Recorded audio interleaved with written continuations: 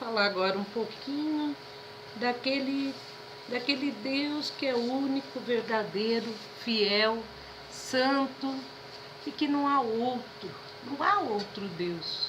Nosso Deus é único.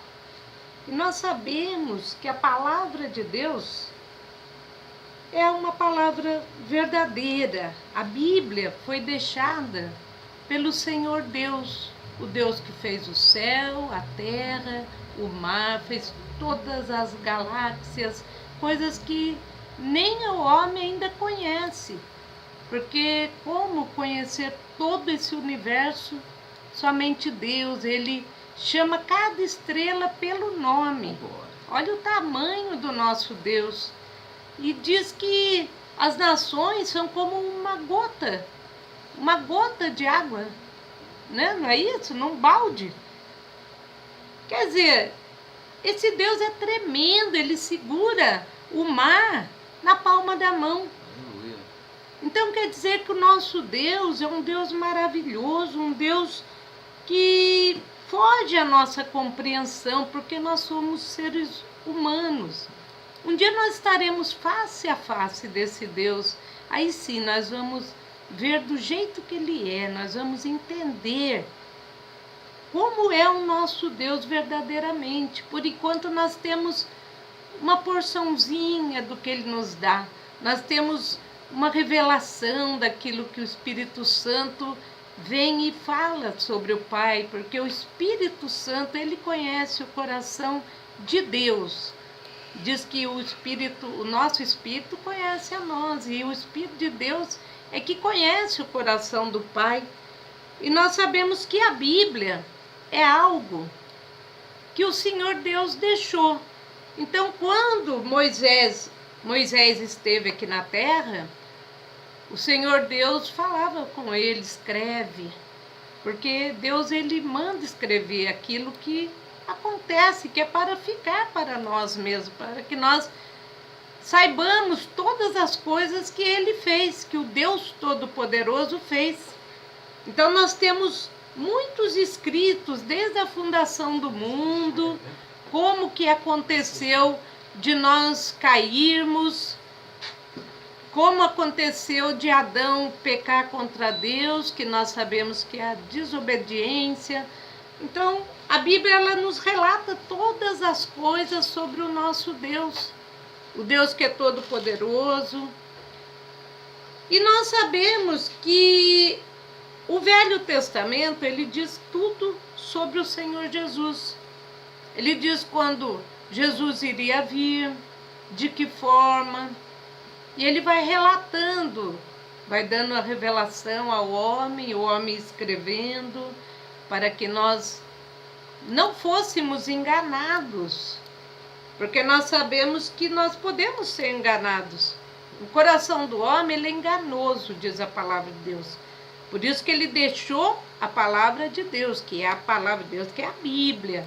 Não aquilo que o homem escreve, não aquilo que o homem cria, inventa, que são heresias, que são abomináveis até a Deus. Deus não suporta. Ele diz que não pode nem colocar nada na palavra e nem tirar.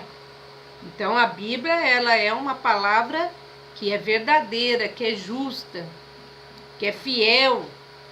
E cada palavra aqui colocada para que nós cresçamos espiritualmente.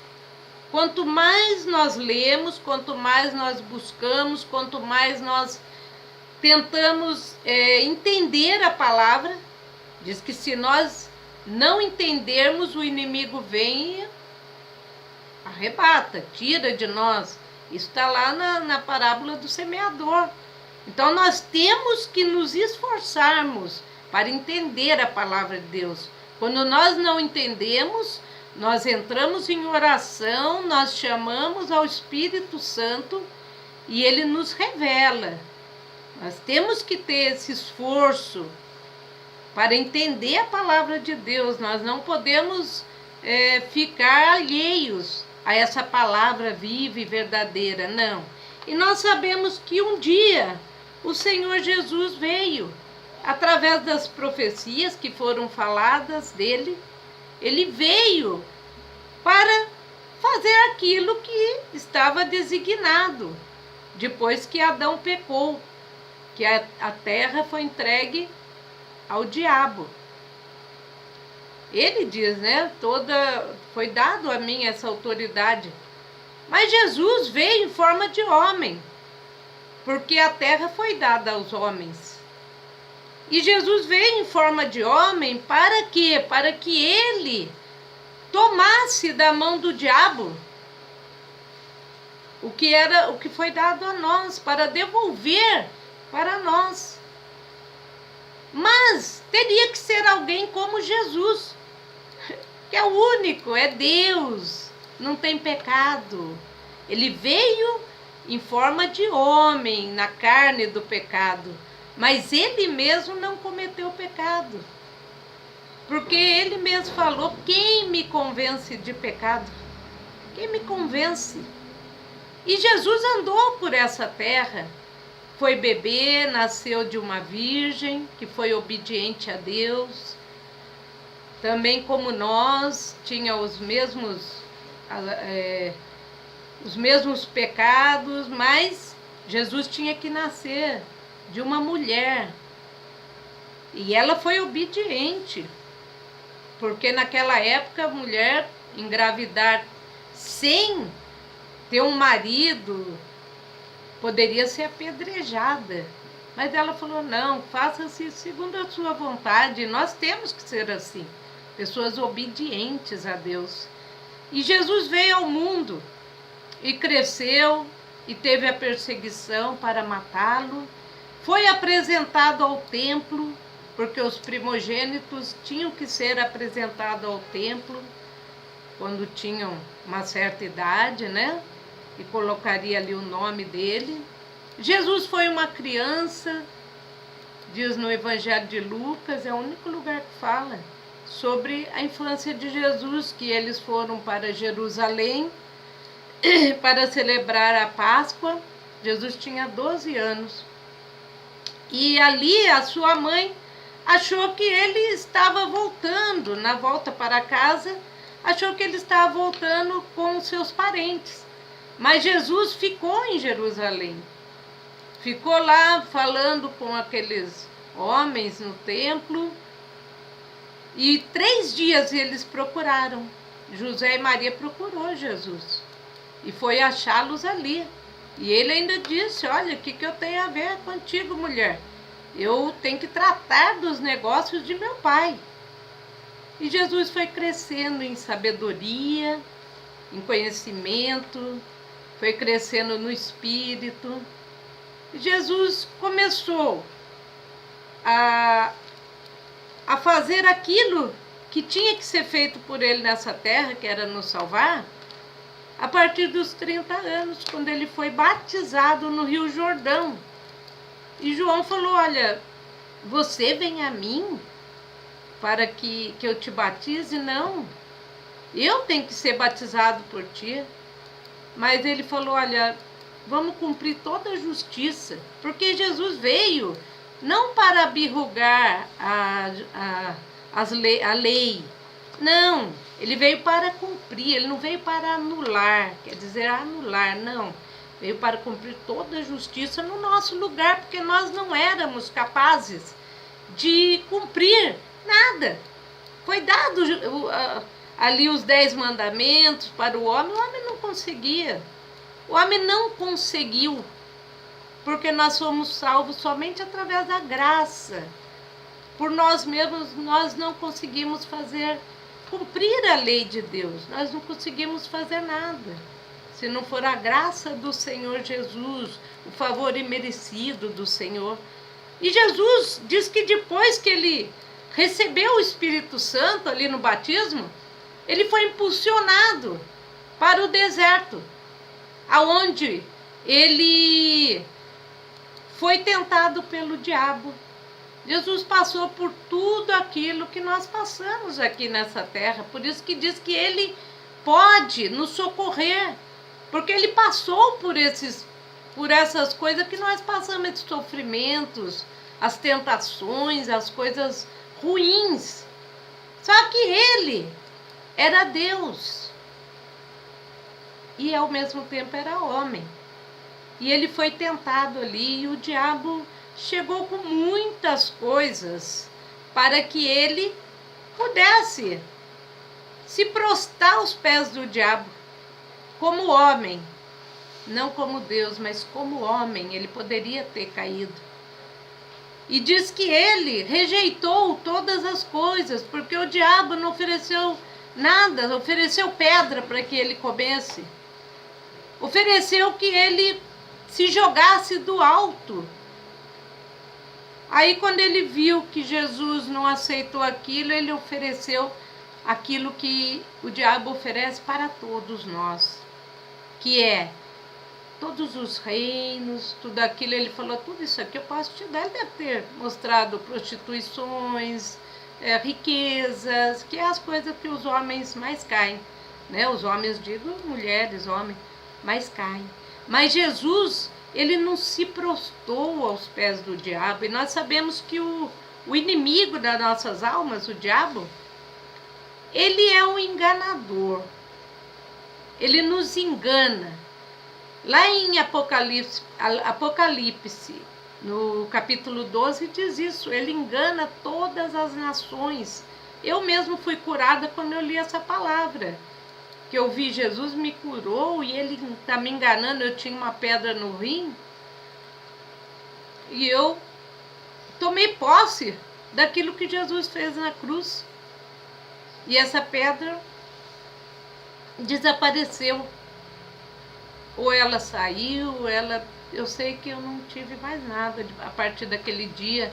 Mas Jesus, ele não se prostrou aos pés do diabo, que nos engana através das coisas dos homens. Por nós sermos pessoas que ainda não temos aquele entendimento total da obra de Deus, do reino espiritual, nós ainda temos o coração endurecido, os olhos tapados. Então, de alguma forma, ele vem com algum engodo, com algum engano, e ele nos leva a ficar com os olhos fechados, assim como Jesus falou dos fariseus, que estavam indo, era cego guiando cego, e caindo no buraco. A palavra de Deus diz assim que Deus, ele não divide a glória dele com ninguém. Porque Deus, ele é o único, verdadeiro. É o único Deus. E Jesus, ele falou, somente a Deus adorarás. Na tentação, ele falou isso para o diabo. Só a Deus adorarás. E somente a ele se prostrarás. A mais ninguém. Deus, Jesus, ele foi muito desprezado nessa terra. Diz que ele foi desprezado até pelos seus, que são os judeus. Ali no deserto mesmo, os próprios judeus os desprezaram. Quando Deus mandou do céu o maná, todos os dias não precisava nem plantar, não precisava nada. Deus sustentava com algo que caía do céu, para que eles comessem. Mas aqueles homens eram tão desobedientes, coração tão duro, que eles falaram, olha, nós não queremos este pão vil, este pão desprezível. Nós não queremos comer isso aí mais, nós queremos carne. Nós não queremos o que Deus nos dá. É isso que quer dizer. Será que Deus poderia colocar uma mesa nesse deserto e dar carne para todo esse povo, sendo que Deus já tinha tirado eles lá da mão de Faraó, com grandes milagres? Já tinha feito sair água da rocha para todo aquele povo, e que não era pouco, era muita gente. E aqueles homens desprezaram, não acreditaram. E isso entristece o coração de Deus, quando nós nos voltamos para outras coisas que não sejam o nosso Deus. Eles queriam a carne, eles não queriam o pão que representava o Senhor Jesus Cristo.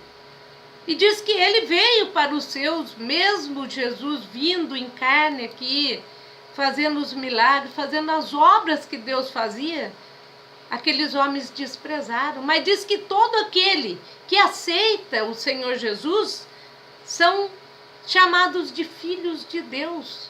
Então nós temos esse privilégio hoje em dia de ser filho do Deus Altíssimo, quando nós nos prostramos na tua presença e aceitamos o sacrifício feito por Jesus Cristo na cruz do Calvário. E ele tem bênçãos para derramar sobre nossas vidas. Deus, ele tem o melhor para nós. Nós temos que sempre ir aos pés da cruz, que é o lugar aonde nós recebemos a nossa salvação, a cura, a libertação. É através da cruz do Senhor Jesus Cristo. A palavra de Deus diz, por isso eu comecei falando da palavra. Porque a Bíblia é a única fonte de verdade que Deus nos deixou. Ele não deixou nada fora da palavra de Deus. E quando nós não somos guiados pelo Espírito de Deus, que é através da palavra de Deus que está na Bíblia, nós somos cegos. Nós estamos com nossos olhos tapados para ver aquilo que o Senhor tem para nós.